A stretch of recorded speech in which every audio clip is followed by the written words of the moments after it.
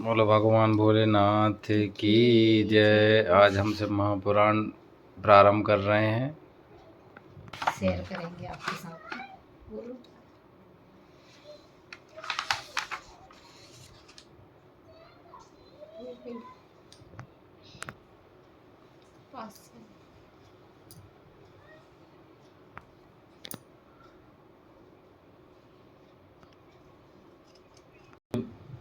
शिव महापुराण प्रथम विद्येश्वर संहिता, प्रथम अध्याय, कथा प्रसंग। श्री व्यास जी कहते हैं, एक समय श्री गंगा और कालिंदी के संगम महाक्षेत्र परम पावन प्रयाग में जब मुनियों ने अपना एक विराट सम्मेलन किया, तब महर्षि व्यास शिष्य परम पौराणिक सूत जी के आने पर सभी लोगों ने अपने अपने स्थानों से उठकर उनकी यथोचित अभ्यर्थना की तथा पूजा सत्कार करके हाथ जोड़कर यह प्रार्थना की कि हे मुनीश्वर, कलयुग में सभी प्राणी पाप ताप से पीड़ित हो, सत्कर्म रहित, पर निंदक, चोर, पर स्त्रीगामी, दूसरों की हत्या करने वाले, देहाभिमानी, आत्मज्ञान रहित, नास्तिक, माता पिता से द्वेष करने वाले और स्त्रियों के दास हो जाएंगे तथा किसी में भी धर्म नहीं रह जाएगा। ब्राह्मण लोभी, वेद को बेचकर जीविका करने वाले, धन के इच्छुक और मद से मोहित, अपनी जाति के कर्मों को छोड़ त्रिकाल संध्या न करने वाले, ब्रह्म ज्ञान से रहित, दयाहीन, आचार और व्रत का लोप करने वाले, कृषक, क्रूर और मलिन स्वभाव के हो जाएंगे।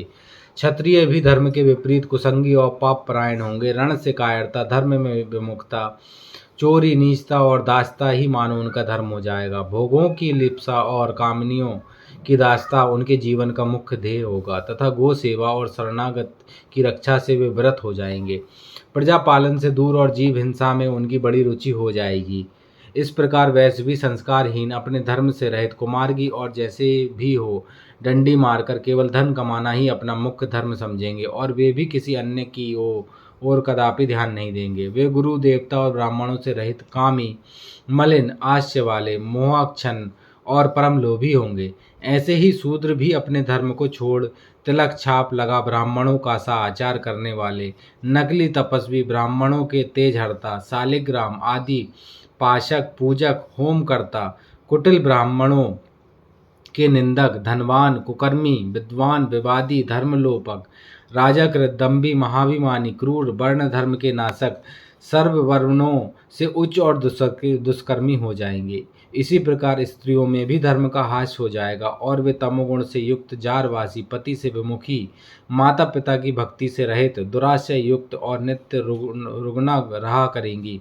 तब ऐसी नष्ट बुद्धि संतानों की लोक परलोक में क्या दशा होगी तथा वे किस उपाय से सद्गति को प्राप्त होंगे।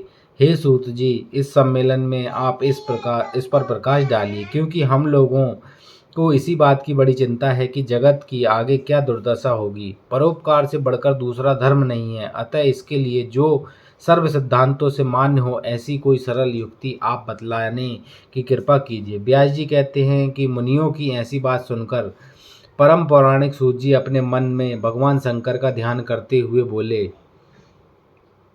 इति दूसरा अध्याय।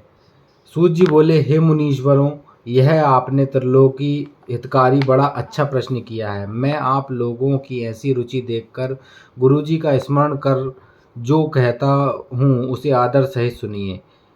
कली के पापों का नाश करने वाला परमार्थ दायक शिव पुराण नामक ग्रंथ सब ग्रंथों से उत्तम और वेदांत सार का भी सर्वस्व है, जिसके पढ़ने सुनने से मनुष्य सर्वोत्तम शिव गति को प्राप्त होता है।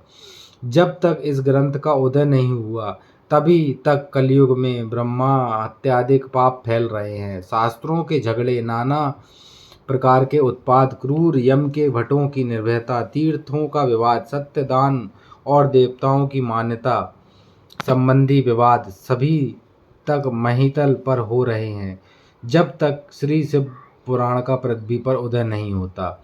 जब यह प्रत्यक्ष हो जाएगा तब शास्त्रों के परस्पर झगड़े आदि सभी इसी गर्जना से समाप्त हो जाएंगे, क्योंकि भगवान वेदव्यास के कहे हुए इस पुराण का बहुत महत्व है। इसके कीर्तन और श्रवण से जो फल प्राप्त होता है वह सबका तो मैं नहीं कह सकता, किंतु इसका कुछ महात्म मैं आप लोगों से कहता हूँ।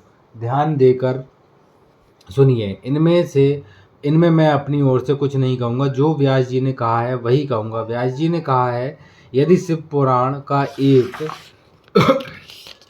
या आधा श्लोक भी कोई पढ़ेगा तो वह पाप से छूट जाएगा, और यदि सावधानी पूर्वक से संपूर्ण पढ़े तो जीवन मुक्त हो जावे और इसके अनुसार फल पावेगा। यदि कोई दूसरे श्री शिव पुराण की पूजा कर दे तो वे सब देवताओं की पूजा के समान फल प्राप्त करें, इसमें कोई संदेह नहीं है, क्योंकि शिव संहिता नामक इस सुधा को स्वयं श्री शिव भगवान ने उपनिषद रूपी समुद्र को मथ कर उसमें से निकाला है। अतः जो इसको पान करेगा वह निश्चय ही अमर हो जाएगा। यदि कोई 1 मास इसे पढ़े तो ब्रह्म इत्यादि पापों से भी मुक्त हो जाएगा, और शिवालय में या बिल्व के वन में जो इस संहिता को पढ़ेगा वह अद्भुत फल का लाभ करेगा। जो श्री भैरव जी की मूर्ति के सामने इसका 3 बार पाठ करता है उसके सभी मनोरथ पूर्ण होते हैं।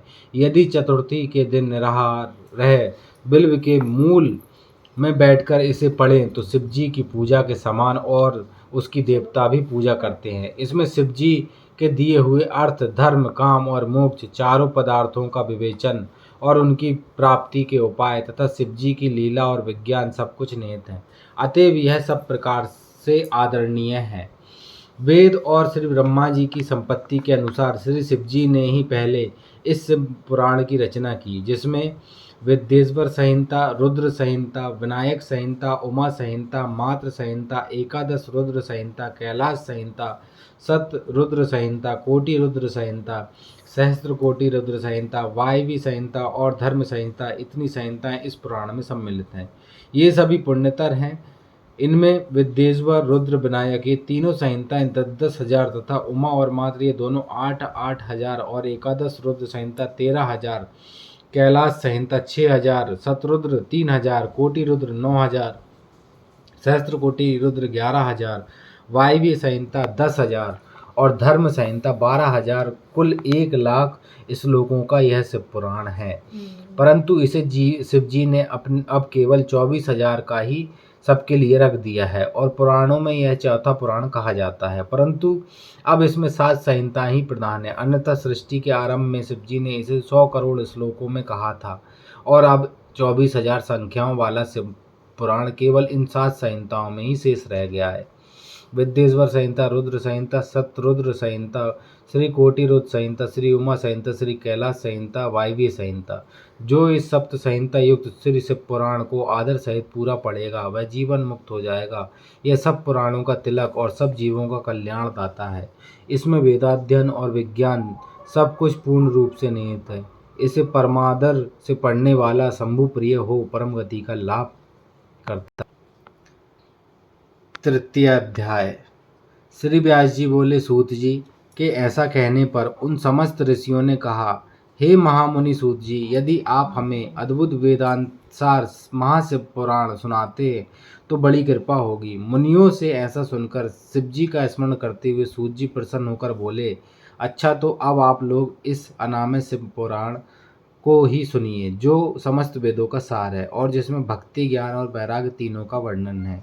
हे ऋषियों, पूर्व समय में जब पुनः पुनः कल्पों का क्षय होता गया और उसके पश्चात जब इस कल्प का प्रादुर्भाव हुआ, तब सृष्टि संबंधी कार्यों के आरंभ होने पर षटकुलीन अर्थात 6 कर्मों के करने वाले उत्तम कुल के मुनियों में यह मतभेद उत्पन्न हो गया कि यह सबसे पर है या नहीं। तब इसके निर्णय के लिए वे लोग ब्रह्मा जी के पास गए। ब्रह्मा जी ने कहा, जो सबसे पहले उत्पन्न हुआ और जिसमें मन वाणी का कोई गम नहीं तथा जिसमें ब्रह्मा, विष्णु, रुद्र, इंद्रादिक महाभूतों और इंद्रियों आदि से संयुक्त सारे जगत की उत्पत्ति होती है, वही सबसे परे है और वह सर्वज्ञ जगदीश्वर महादेव जी हैं, जो परम भक्ति से दिखाई पड़ते हैं तथा रुद्रादि आदि देवता जिनके दर्शनों की अभिलाषा रखते हैं। अधिक क्या कहूँ, शिव जी की भक्ति से संसार का जाल कट जाता है। उनके प्रसाद से भक्ति और भक्ति से ही उनके प्रसाद की प्राप्ति होती है। जैसे बीज से अंकुर और अंकुर से बीज की उत्पत्ति होती है। अतः हे ब्राह्मणों, आप लोग महादेव जी का प्रसाद पाने के लिए 1000 वर्ष का दीर्घ यज्ञ कीजिए, जिसमें शिव जी की कृपा से आपको साध्य और साधन का ज्ञान होगा। इस पर मुनियों ने पूछा, हे सूत जी, यह साध्य और साधन क्या है? ब्रह्मा जी ने कहा, साध्य शिव पद है और साधन उसकी सेवा करना है, परंतु इसके लिए साधक को सर्वथा ही निष्प्रह होना चाहिए। इस प्रकार वह वेद विधि से भगवान शिव की आराधना होती है, जब तब परमेश पद की प्राप्ति हो जाती है और जो जैसा करता है वैसा ही फल प्राप्त होता है। इस संबंध में स्वयं शिव जी ने भी कई निर्देश दिए हैं। कानों से सुनना, वचन से कहना, मन से मनन करना भी एक महान साधन है, क्योंकि वे महेश्वर सर्वथा ही सुनने, कीर्तन करने और मनन करने योग्य हैं। अतः साध्य तक पहुँचना हो तो साधन में डट जाना ही आवश्यक है। प्रत्यक्ष का ही विश्वास होता है, अतः बुद्धिमान को चाहिए कि पहले गुरु मुख से श्रवण कर कीर्तन और मनन द्वारा शिव योग को प्राप्त होवे। संभव है कि साधन में पहले तो कुछ क्लेश प्रतीत हो, परंतु पीछे आनंद मंगल ही प्राप्त होता है। अतः चौथा अध्याय। इस पर मुनियों ने पूछा, हे सूत जी, श्रवण और मनन क्या है तथा कीर्तन कैसे किया जाता है? ब्रह्मा जी ने कहा, ईश्वर के रूप, गुण, नाम और उनके विनाशों में अपनी पूजा और जप से रुचि बढ़ाना तथा निरंतर अपनी युक्तियों सहित अपने मन को उनके सम्मुख रखना मनन है। और श्री पर ब्रह्म महादेव जी अथवा शंभु भगवान के नाम का बारंबार जप करना कीर्तन है तथा दृढ़ हो भगवत संबंधी शब्दों को कानों से सुनना और उसे चित्त में स्थिर करना श्रवण है। जब सत्संग में बैठकर भगवान श्री महादेव जी की कृपा से श्रवण और कीर्तन कर लें, तब उसका मनन करें, और वही सर्वोत्तम मनन है जिसमें आत्मा पवित्र हो जाती है। अर्थात इसमें कहा गया है कि पहले आप गुरु के मुख से भगवान का सत्संग सुने, कीर्तन सुने और फिर अपना मन भगवान श्री महादेव जी में लगाकर मनन करें। सूत जी बोले, हे मुनीश्वरों, इस पर साधन संबंधी मैं एक प्राचीन इतिहास आप लोगों को सुनाता हूँ, सावधान होकर सुनिए। एक समय जब सरस्वती नदी के तट पर मेरे गुरु पराशर पुत्र भगवान वेद व्यास जी तप कर रहे थे, तो सनत कुमार जी ने आकर उनके निकट बैठकर पूछा, हे भगवान, शिव जी को प्रत्यक्ष ही सबके सहायक हैं, फिर आप ऐसा तप क्यों कर रहे हैं? व्यास जी ने उत्तर दिया, मुक्ति के लिए। इस पर सनत कुमार जी ने कहा, अवश्य, पहले भी मुझे भी ऐसा ही भ्रम हुआ था और मैं भी मंदराचल पर्वत पर जाकर तप करने लगा था, परंतु जब दयालु शिवजी की आज्ञा से नंदीकेश्वर ने आकर मुझे यह बतलाया कि शिवजी के श्रवण, कीर्तन और मनन से मुक्ति प्राप्त हो जाती है, तब मेरा सारा भ्रम दूर हो गया। अतएव हे ब्राह्मण, आप भी ऐसा ही कीजिए। यह कहकर सनत कुमार जी चले गए। इस पर ऋषियों ने सूत जी से पूछा, जो श्रवण, कीर्तन और मनन नहीं करता, उस जीव की मुक्ति कैसे होती है तथा बिना यत्न किए भी वह कैसे मुक्त होगा? तो भक्तों, यहाँ पे सूत जी बता रहे हैं कि भगवान शिव का श्रवण, कीर्तन और मनन करने से कोई भी प्राणी मुक्ति प्राप्त कर सकता है। अतः पांचवा अध्याय।